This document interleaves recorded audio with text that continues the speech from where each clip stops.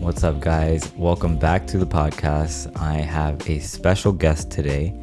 He is known as K. Anthony. I know him and I have met him by Kevin.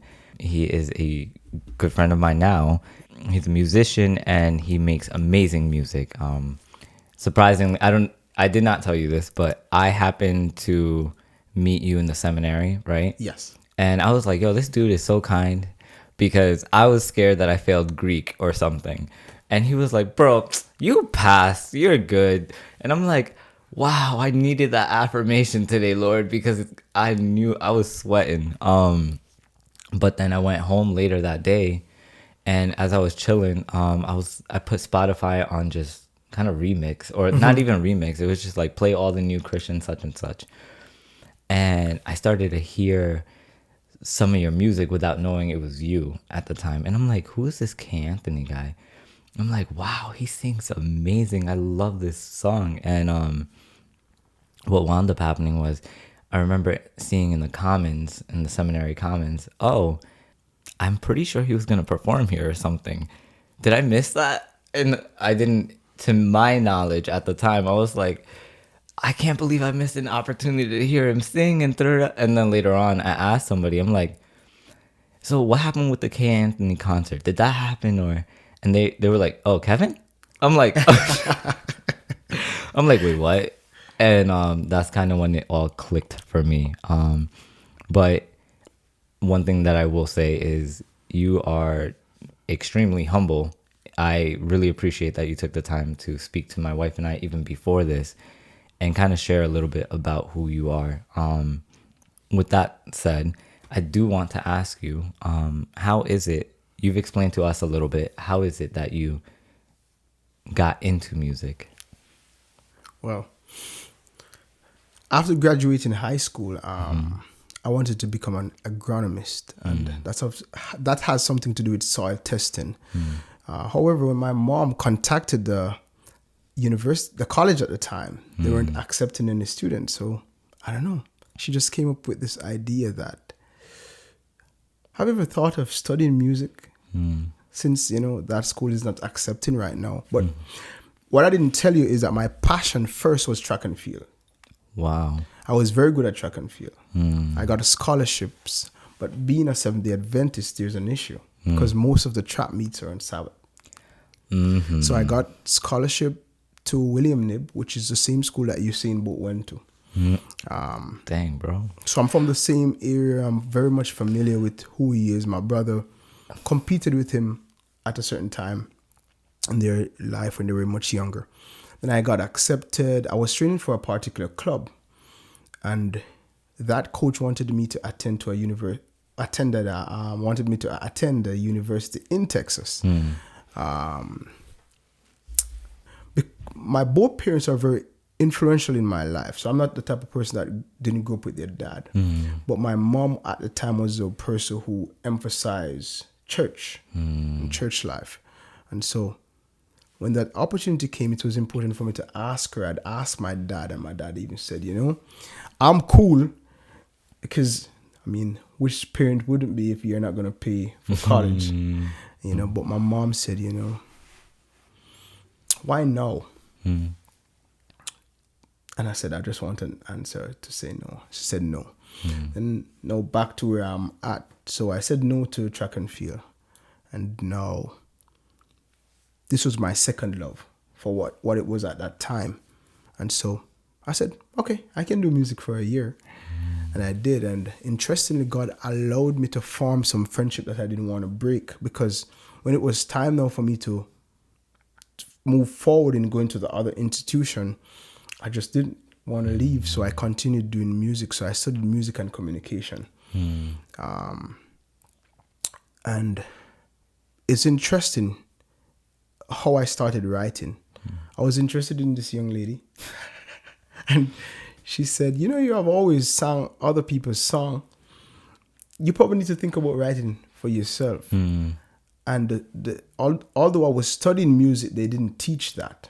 And that same evening, I wrote my very first song. Wow. Yeah, so that's just a little bit of the background of how I got into music. Yeah. Wow, I didn't know that. Yeah. Do you still have that song? You don't have to, but I'm Probably someone can find it, but it was a love song. Oh. It was a Valentine's Day song, so I wrote it around about this time. Wow. I remember some of it. It was crazy. Yeah, so that I had my mom sent at the time. It's not a lot of money. She sent, so the school had a recording studio. I'm leaving out some of the story that I think is important. So after writing the song, I connected with a guy who was from Alabama. And hey, if you're watching, I'm not shouting you out to say you did anything bad. So it was interesting because we started working on the song using Fruity Loops. Oh, the studio thing. Okay. Yeah, so it's a software that you use to create beats. So I went back to him another day and I said, can you pull up the track? Let's just finish up the song. And he was like, trying to search for the name. And he couldn't remember. Then he said, I remember. And what I saw him type was Kevin's Stupid Ass song. Wow. It was funny, but it was also like a shocker. Pretty much it gave a feeling like this person don't believe in what I'm doing. So God created another opportunity for me to work with another friend. So I took the stuff from him and went to another friend, and we created a song. And from that, it's as if a seed was planted. And I was like, I think I want to do this more. Wow. And I remember going back to the music department, and there was an older gentleman. His last name is Bennett. He's a saxophonist. And I said, hey, do you know a studio I could record at in Kingston? And he said, yeah. And my mom would generally send money to me at the university, like on a Monday. I would rent a car, pick up the car on like a Tuesday or Wednesday from the person. And then I didn't have a license, so my friends would drive to the studio. And we would leave from our last class in the evening at school, drive to an area called Portmore. Then record. We had a routine. Record, and we would go to this, I don't want to give any free ad, go to this specific place to eat. Even while I'm sharing this with you, it's important for me to generally look back at where I'm coming from, and the fact that God placed some persons in my life, that they were significant and they were needed. They helped me to become a better version of myself within that space, within that time. And so I'm genuinely always grateful for persons who have helped to build me. Amen. Amen. You mentioned that God placed people in your path. Yes. That helped you significantly, right? Yes. In the midst of that, in the midst of the journey, right? Yes. Did you ever feel like, was there ever a time where you felt like this is going to be what I do for the rest of my life? It's a very interesting question. So I got signed when I was about 18, 19. Wow. Say about 19. Yeah, 19 plus. So I started getting into the groove of what it is to become an artist. I started writing more songs.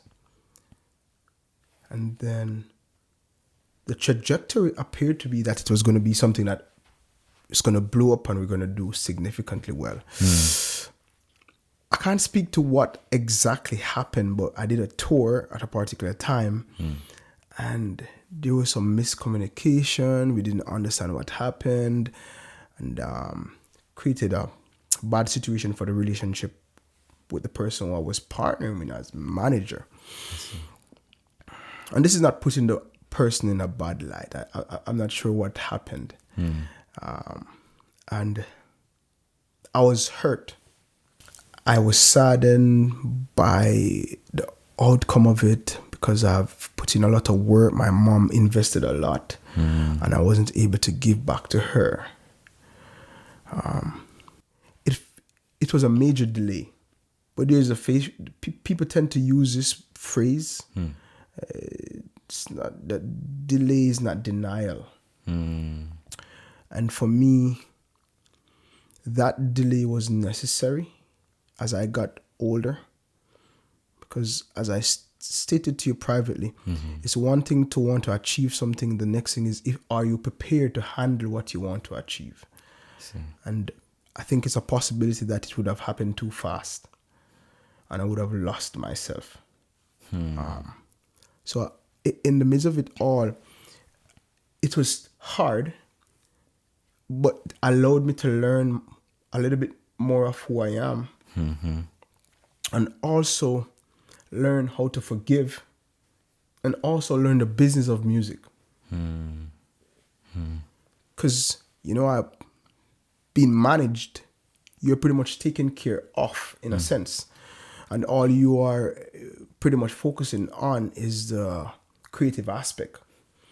Now I had to focus on being my own manager, focus on the creative part, and learning the business of everything, and while learning myself and seeing my weaknesses, and in the midst of it, learning to forgive because of what happened,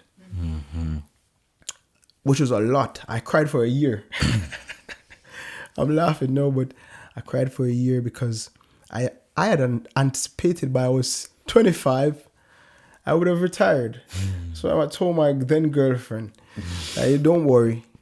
Yeah, because things seemingly was going so well. But I embraced the rough at times. It's not easy to, because if God wants to perfect your character, it's like how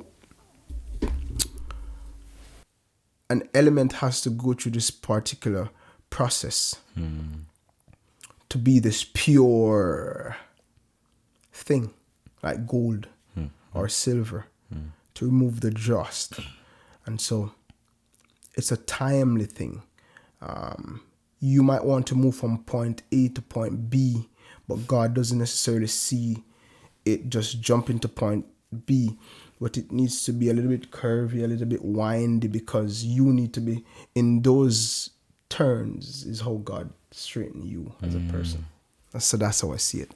Did you feel like, I'm assuming that happened, but did you ever feel jealousy or like, even like just confusion about potentially other people? Yeah. I've felt jealous before, seen person achieving, or it's a bad thing to do, but it's as an artistic individual, it's hard not to compare. And people will do that to you, and they will compare a song and compare it to an artist and say, this guy is not as talented as you, but the person is achieving so much more than you. It's like, oh my gosh. But I generally go to God directly about it and share exactly how I'm feeling. And I'd cry. And with time, I learned that my experience will never be yours.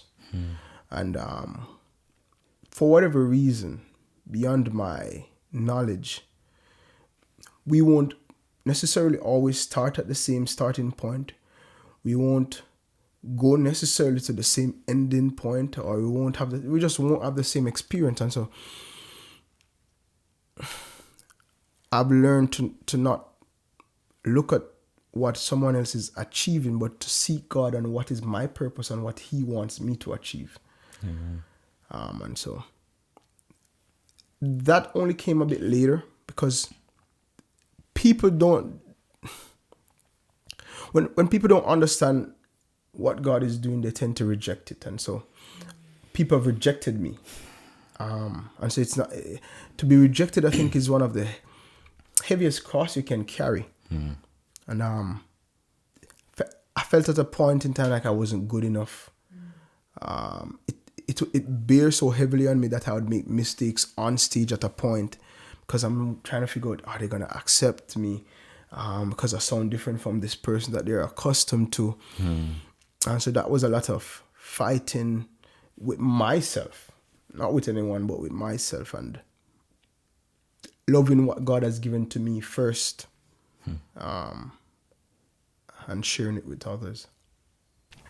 So we spoke prior, and you Yeah. mentioned a story about one of your songs 7 years ago. Yes. And it was regarding being a billboard for Christ.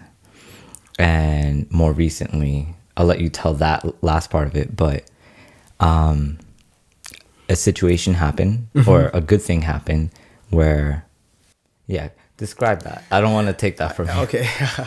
So, generally speaking, when people ask what is my major accomplishment, it has never been about an award, as much as I'm greatly appreciative of the fact that I could be considered for an award. The greatest achievement was when at the time, and I'm going to tell you why, was when I was given the opportunity to record in Nashville. And for some persons, that's nothing, but it was major because I was able to reflect on this and see how far God was taking me from, all the producers you have allowed me to work with, and where I was at that time, and could also see the growth in the songs that I've done. In Canada, I wrote quite a few songs, and I've done quite a bit of videos in Canada. One of them is the song you were talking about, Billboard. So I wrote that song from a place where I felt as if because I wasn't accepted, I wouldn't achieve much. However, in spite of the fact that I would have achieved much, I still wanted to represent Christ. And you can listen to the song. Say, I'm a billboard for Christ. I might not get the chance to be on a red carpet. I might not be heard on a radio. I might not be seen on a television, but I want to be a billboard for Christ. And fast forward quite a few years after.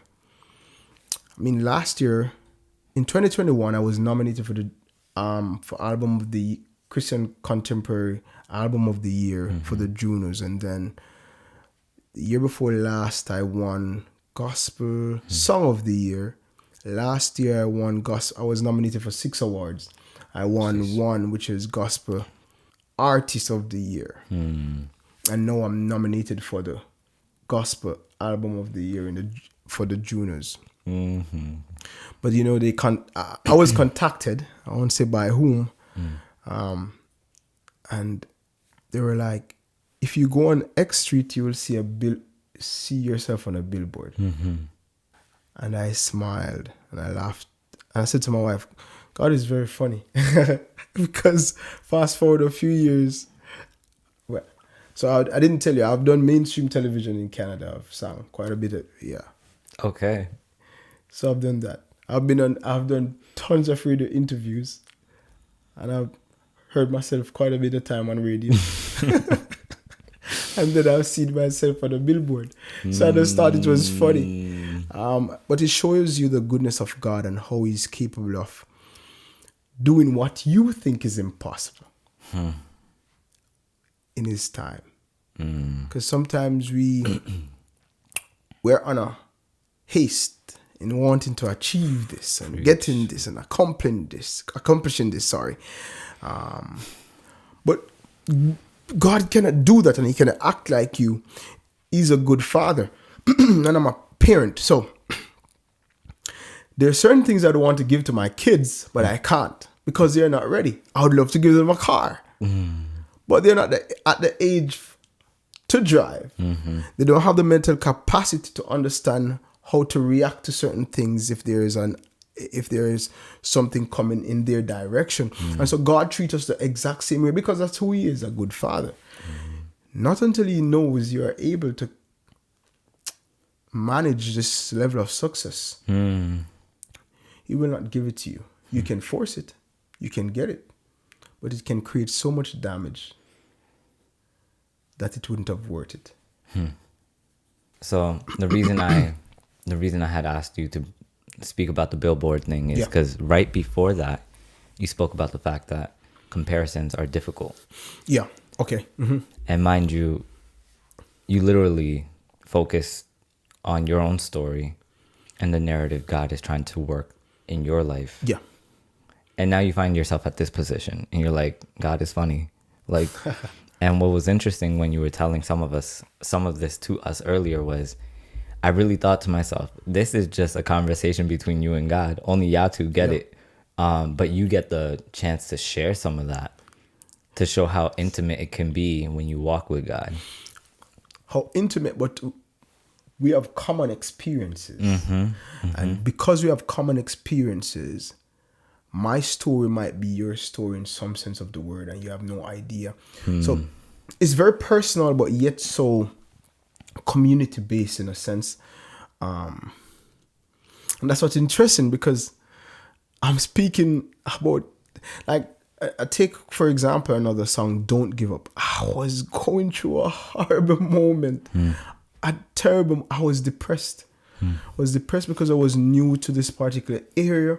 I was looking at the glass as half empty instead of half full. And then, see, God speak to me through my own songs when I'm writing them down. And so it's a song, say, life can be so hard, like gravity, it keeps you to the ground. You might not have food to eat, but don't you dare give up now. The sun might not seem to shine in your days, and darkness seems to cover you. Just know that your sunshine will come one day. Not every day will be the same. Amen. It's not over until God says so. So don't you give up now. Don't you give up now, yeah. Darker days are just before the dawn. Don't you give up now. Don't you give up now. It shouldn't matter what they say about you. Just let fate see you through. I know many times they say you won't make it. I know many times they have laughed in your face. Remember, spring changed to summer. I was preaching to myself because people were saying that I'm not capable, I'm not good enough. And I heard it. And it's as if it's a conversation with God. He's telling me, it's not over until God says so. So don't you give up now. In the moment when I felt like I should give up. In the moment I was saying, I'm not achieving much with the music. Darker days are just before the dawn. So he's saying, you're going through something right now, but this is not your end result. This is not the destination of it. It's just a part of the process. So just continue going through. And it was a beautiful experience because the song spoke. It was for me. There's a young lady that I know, and we saw each other in Canada. I went for a concert in Toronto, and I met up with a very good friend of mine who worked in radio there, and he has been my supporter for years now in Canada. It was the first time we were meeting in person, and that person was there. I knew that person from university, but I never knew that person listened to my music. She said to me, you don't know. She said, that song. I said, what song? She said, Don't Give Up. In the days, during the days when I was going through a lot, that song was my turn to song. And it meant a lot because, not all the time people will share what song meant or means a lot to them. And I said, you have no idea. I was really talking to myself because I was going through a very tough time.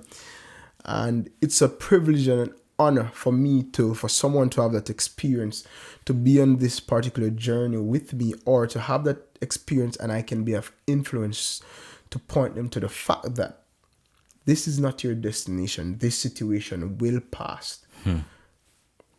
And so, yeah, I love that. I legit almost started to sing with you. I was like, but I just don't have the vocals. So I was like, let him do what he does and I'll just watch. Thank you for sharing that. So is it that you worship through difficulty? What is it to you to talk to God in the midst of hard times? I don't think I have a one answer for that. Sometimes I'm like a spoiled child. So I have to mope first and whine. And then, but I guess sometimes that's the relationship, and I'll cry and say, like, I don't want to talk. You know? And then I said, I can't continue to do this no more. Let me come to you now. Amen. So it's like a genuine relationship. Sometimes I'll feel impressed. I don't want to freak out anyone. But I give you an example. I can't remember exactly what I was going through, but I know I needed to pray. And I think I did say to God, because, see, I have to share this story because God is real. And for some people, God can seem very distant. I think I said I needed him to wake me up to pray. And I kid you not, at a certain time, I felt someone touch me on my leg. I don't know, on my foot. As Jamaicans, we say leg for all of this. So I felt like someone gently squeezed me. But that wasn't the miraculous part for me. Is the part that when I felt the touch, it's like a strong impression came that it's time for you to pray. And I got up. So sometimes it has nothing to do with me, but God will realize that I need to talk to him. And he just say, hey, I see you. Come. Let's have this chat. And I would cry. I'll tell him how I feel. I'll tell him I feel like I'm not doing my purpose, which for quite a bit of while I've talked to God about that. The story is long. So I got accepted in nursing school. I got accepted in the military, Air Force to be exact. Wow. Okay. And there's things that doesn't seem to be aligning up with my family time and stuff. And I applied to Temple for their masters in public health. But it just wasn't aligning with how I wanted it to. And God in his goodness guided me to where he wanted me, not what he thought I should be doing. So it takes dialogue, because that is what God is looking for. This level of, he's an intimate God, and so he's expecting us to see that and want to have a relationship with him. Talk to him about it so that he can direct you. Each thing that hasn't happened, it's because probably it's not the time for it to. But he wants to have that conversation. And also, you having a conversation doesn't mean that he will tell you exactly that, okay, right now, here, the answer is this. But it's like how we are conversing right now. And you will ask some questions, and you possibly will either hear them right there, or you're going to find them in the word, questions that he's asking you. And the main thing God is asking you is that, do you trust me? Okay, you say you trust me. I can't reveal this to you. You're going to be an hindrance to yourself.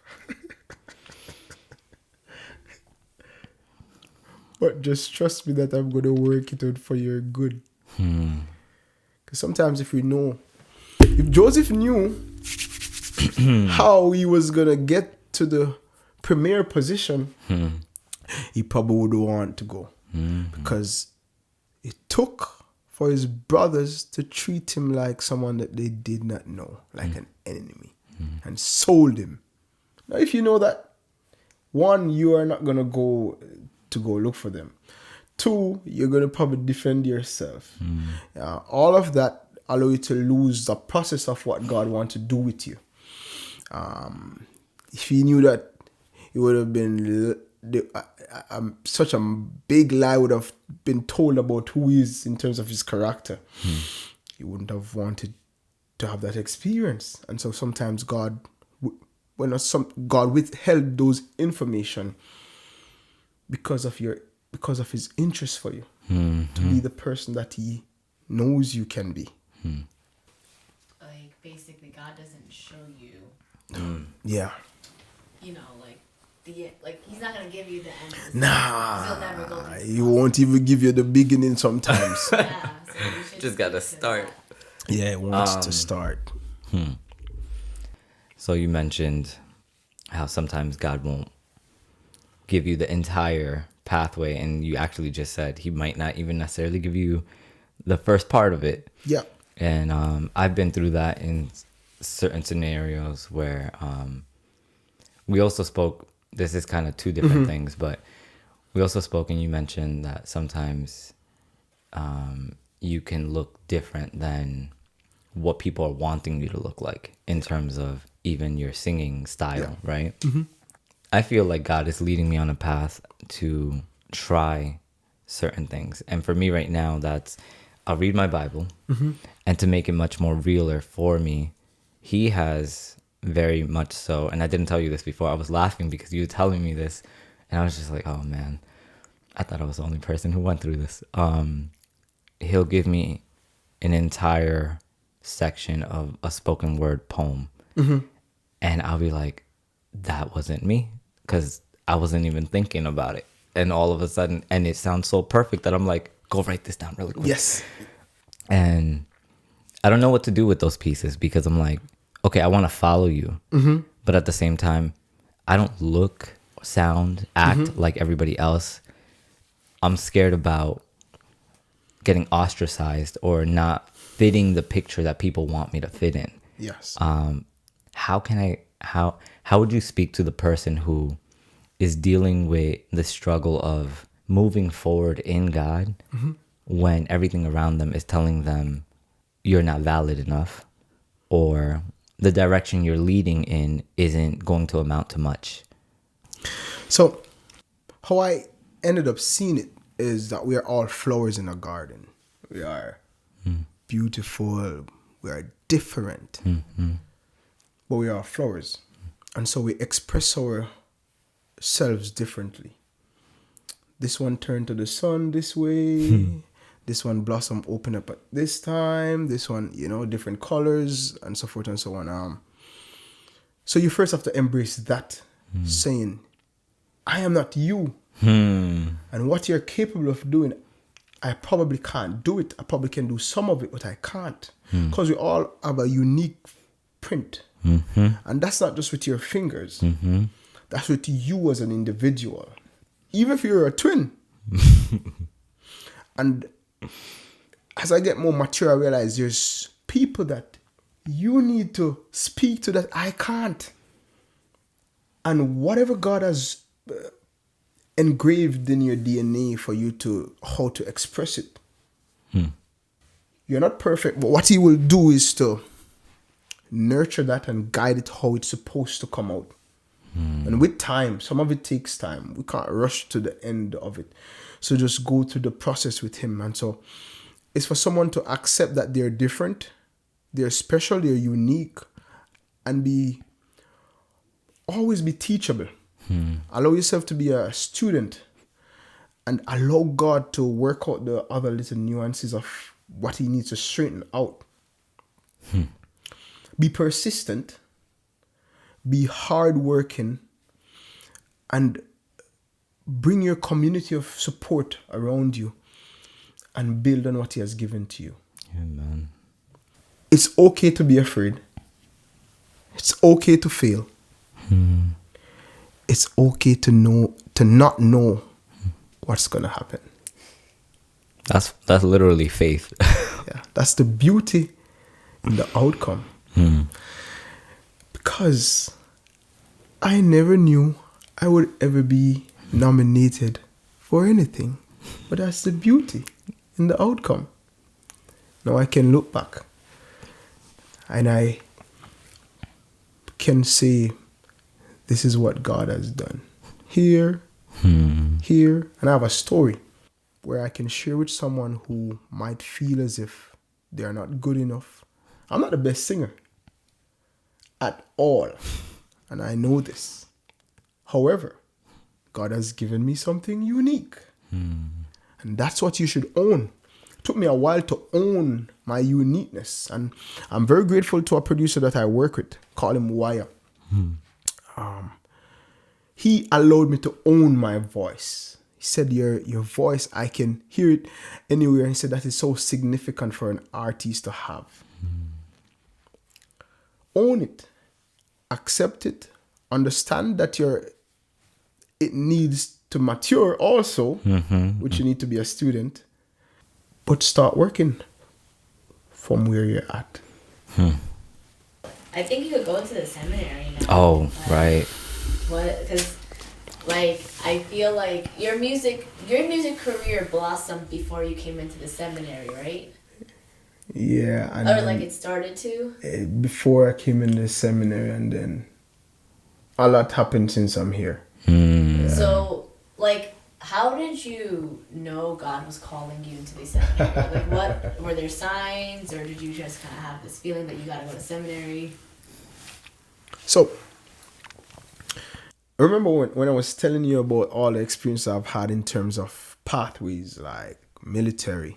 My eldest didn't like.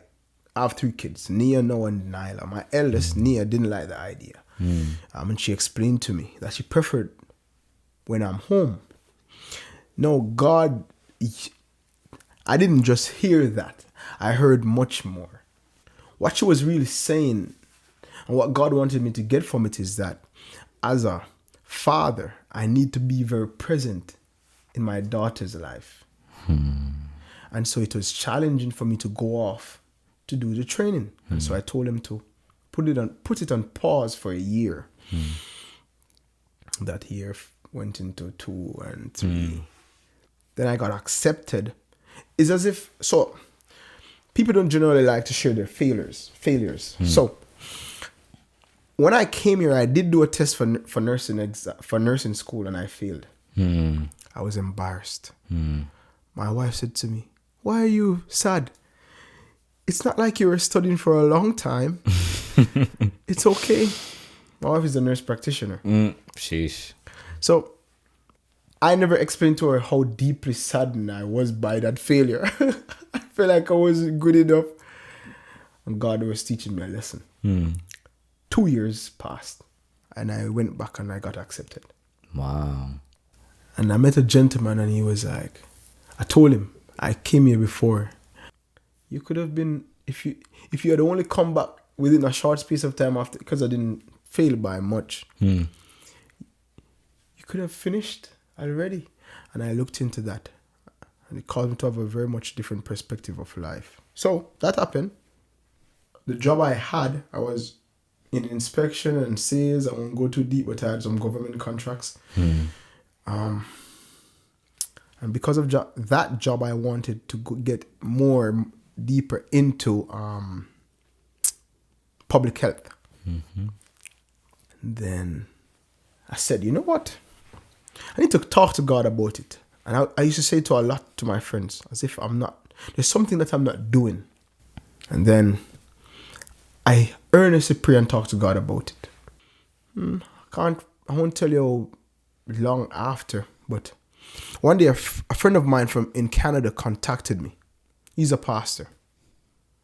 So he called me 2022 January. He said, Hey, singer, what's up? Well, go on. I said, I'm here, man. He said, how is the music? I said, it's going. I'm working on a project. He said, I wanted to come and share 2 words with the young people at my church. So I said, yeah, how many songs? He said, nah, man, not singing. So I said, what are you talking about? I said, I wanted to come share a word. I said, preaching. He said, I never said that, but it's like, bro, it's the wrong person you're calling. I don't preach. So I was having an experience with God that I wouldn't want to turn down no opportunity that would afford me an opportunity to share God. So I was like, oh gosh, I can't turn him. I said, okay. So what I did, I said, yeah, man, I will do it. Because I was saying, he's not going to wait on me. So he said, what you say? In 2 weeks' time? I said, what are you talking about? I have never done this before. So I gave him a 4 days. I think I gave him like March. And I was hoping he would come back and say, I found somebody else. I didn't even share that with him. I told him long after. So it's like, I was going to California to do some recording. Working on this EP. And I gave him that time. I was like, yes, good time. 3 weeks into, before I should fly out, he called me and said, you ready? I said, man. I said, man, this is serious. This is not going anywhere. So I said, okay. I said, so one evening I got home. You remember when we were talking off air, I was saying to you, sometimes I just like, it's almost like a message just got pasted, copied and pasted. I got home and went to my room and I was laying down. I was drifting off a little bit. I was talking to God. I was like, God, I have no idea what to talk about. And it's as if this idea just came and I jumped up and I started writing. And I lay back down and I jumped up and I started writing. And then it's like an impression came, said, don't go back and lay down, just complete it. And I did. So the story was about Mary Magdalene and her experience and her encounter and how she honored Christ because of what Christ did for her, how Christ set her free. That's where the story came from. That's where the song came from. Because it was on my heart. And I also see myself as a type of Mary Magdalene. And because of what she did for me, I wrote a song called I Saved It All, because I saved all the melody and the words to honor him and to give it back to him. That's how she bought a perfume with all that she worked to show her love for him. Now back to the story is I wrote the sermon, or what I thought is a sermon. My wife looked at it and typed it and gave it to me. And I presented it. And my pastor came on and was like, you did an awesome job. I don't know if that's true.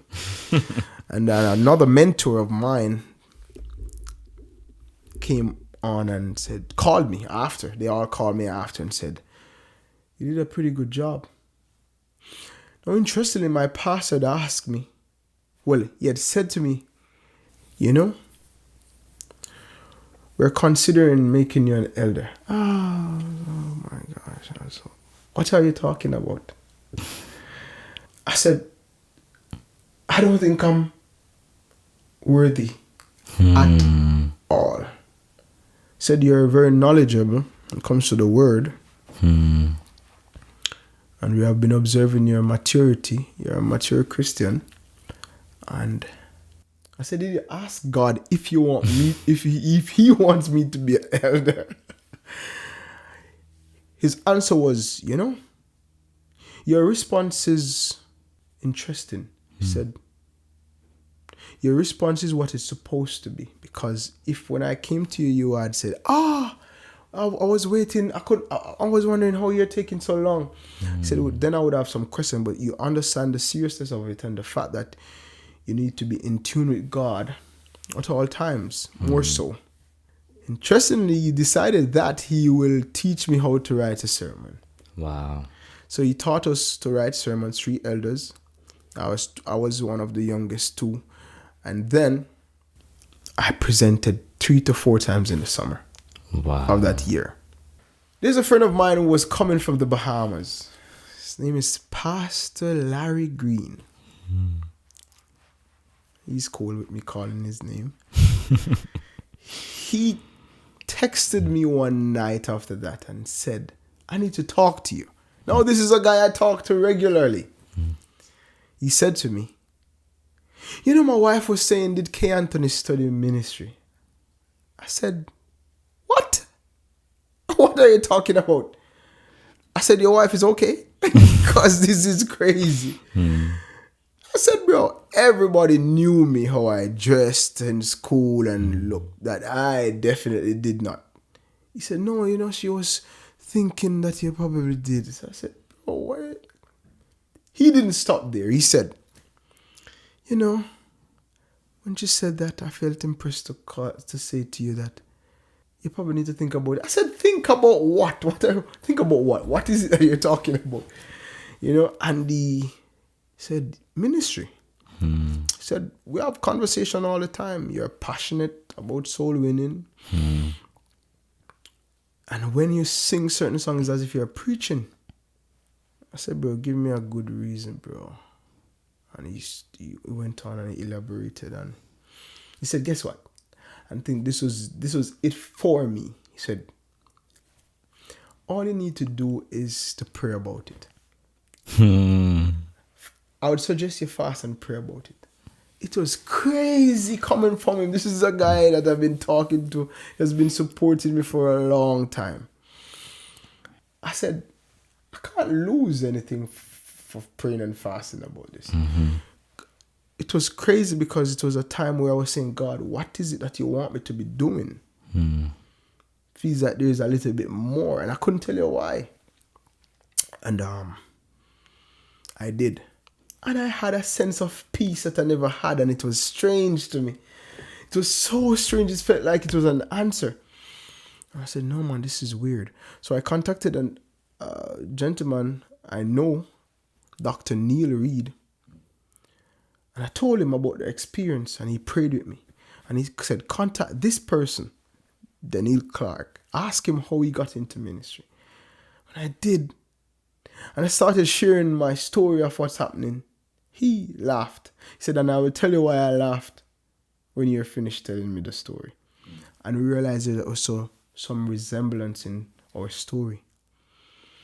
I went to my pastor and I told him of how I felt. Interestingly, 3 years before, my pastor had come to me and said, I think you should go in ministry. Wow. And I told him, no. I'm already in ministry. So, I started the application. I've never in my wildest dreams ever thought of applying to Andrews University. Never. Never, ever, ever. And I started the process and I stopped it because this feeling of I'm not good enough to do that. I've made too much mistakes in my past. People going to see me and say, really? And I stopped. And my mentor contacted, we had a meeting and we were talking. And he said, oh, did you guys complete the application? I said, no. He said, don't let him go to bed without completing it. And we did. And when it was completed, I was saying to myself, the school is going to check me out and say, oh, we don't want him here. Because he doesn't fit the ethos. So, my friends all told me, no, bro, you should. One weekend, I met some pastors and they're confirmed that I should. This was weird. One guy, I knew him for a long time, even way longer than the other person who called me. And my wife came in one evening and said, I don't know if this will make a difference, but I am willing to quit my job and come with you to Berrien Springs. That's loyalty. And I think it was God's way to say, hey, to affirm me and said, come on. And I said, okay. Wow. My wife has a job that's making pretty good money. I have a job where I'm making good money too. And I'm like, gee. But I never felt like I should stay. And it was just crazy that my wife was willing to quit a job that is making over 100K. I was like, so it also was pretty much telling me that, listen, you have to be, she's here to support you. So you have to be serious about this. And I got accepted. What's crazy? I was talking with this lady at the seminary, and she could remember what I wrote as my letter. And she said to me, I think you should go for the PhD, because I said something in it of my interest of how to use music to speak to young people, and how to build a community in terms of what I do in music. It was crazy because I'm not the only person. Later she saw, and she told me she could, and I knew that she knew exactly what I wrote because of what she said to me. And so yeah, I decided that I would pack up from where I was and come to Andrews University. A wild adventure. But my life has been an adventure. And I've seen how God work. And so I have no doubt that God is up to something. I just want to be in tune with that. And let all of what He wants come to life. And all the persons that I need to touch, I be that vehicle. Amen. There's an order in music, I believe. I think over time it has slightly been blended or erased. However, we are not all from the same background. Say that twice. And so, you know, it's like you going to Africa and you go to Zambia and they're clapping and they're singing, and you're gonna say they are wrong because they don't have a European experience or expression, I should say. That's crazy to me. Or you go to the Zulu and the Zulu do something. Not everything within a culture is right, and you know what's wrong within a culture. But to say the African experience is wrong, it's crazy. But to accept an European experience and say that is perfect and how heaven is, that's crazier. And so I think we have that battle fighting, and some people are aware and some people don't understand. I love classical music. I was classically trained, although people might not realize that. I was classically trained. I love singing classical songs. I haven't sung them in years. My teacher was I had 2 voice coach at the time, tremendous classical singers, but their student decided not to. I did Royal School's exam, classical music, grade 5. I did Trinity College exam, grade 6. And I just believe that classical music as a vehicle to reach an audience, it's a very small audience. And if I want to bring a message of hope and who Jesus Christ is, it has to be a vehicle that reaches a larger audience. I made that distinction from early. And me singing in Latin, I don't know what it does for you. I'm from an English-speaking, patois-talking country. that's bringing pretty much singing classical music to them is will be going over their heads. It's communication, right? If I'm going to communicate, I need to use the language that they possibly can understand. I don't think Christ was talking to them to when he saw the disciple in a way that they couldn't identify. And it's not saying I'm going to go do some ranchy dancehall song, no. But it must be that I can use a particular tool to carry the message for them to be able to understand and to grasp. That's how I see it as a practitioner. I'm gonna add a little bit to that. I was reading the back of some random book that somebody left in my car, and I don't know whose book it is, so come claim this if this is. But there was a little section in it. I don't think I have it here, but it was basically explaining we deem. Hopefully, if this doesn't work, then I'll reiterate it a different way. But basically, they were saying that the church sometimes has this misunderstanding that killing the way that we speak and our desires is also or is equivalent to sanctification.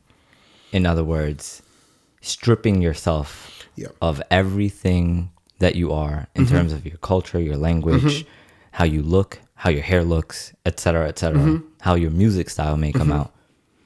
Some people will be like so proud of you for that because for them it looks like you're ready for translation. The reality is you're getting further away from who God called you to be. And then how do you even walk with God if you're not you?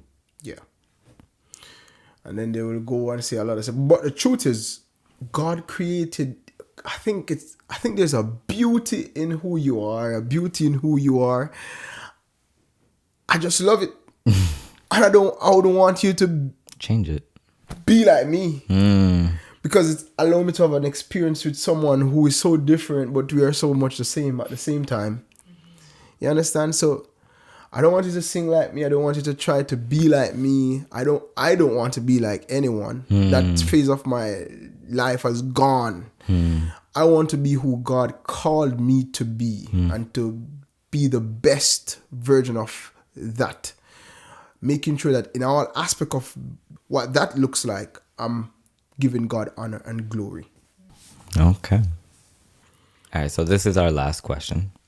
How would you, or what would you say to the person who feels lost, wants to aspire to where God has called them to be, but they can't seem to find their voice?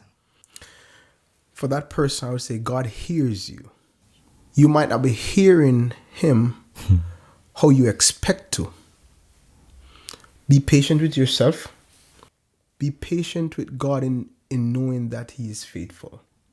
I can do this a bit more, but I'll tell him this part too, because this is very important to spend time in the Word. Because he also uses it as the direction, as a compass. Sometimes we're asking God for something with the intent that what we desire is what he should give. But that's not what he's going to give, because that's something that will not be able to help you get what he needs you to get done. So are you asking God to give you this thing, or are you asking God as the God who knows everything to give you what he knows is best for you? So you have to be honest and said, hey God, I want this glass filled with gold, but I probably shouldn't want it filled with gold because I'm thirsty. So fill it with what you know I should be having instead. That's you being real to God and open and honest about what your desires are. But your desires doesn't mean that it's what it is best for you. So you're accepting God for who he is, in knowing that, no, you're not talking about any God. You're talking about the God, and that he will never give you something that you shouldn't get. So being patient, being willing to accept what God has for you, knowing that that is what is best. And so my text is Proverbs 3, 4, Okay. 5. Trust in the Lord with all your heart and lean not on your own understanding, but in every single way acknowledge him. Amen. And he will be faithful to direct your path. It's Pastor K. Anthony. Yo, facts. All right. Kevin, thank you for taking the time to speak the word. I know that pastoring is still a thing that might be weird, but I think you spoke to a lot of people today. I think God has obviously been with you and will continue to walk with you. And yeah, I appreciate this. And thank you for the opportunity. It's always a blessing for me to share with people what God has done for me, and I don't take it for granted. I just lost a really good friend of mine, and it was a time to reflect. You know, we went to high school together, college together, and he died a week ago. And can you imagine? He doesn't have a voice, but God has kept me to have a voice, so why not use it for his glory? And so it means a whole lot to be able to share a word with anyone and point them to Jesus Christ. Amen. So it is an honor for me to be here. Thank you. All right, guys, we will catch you on the next one. Peace.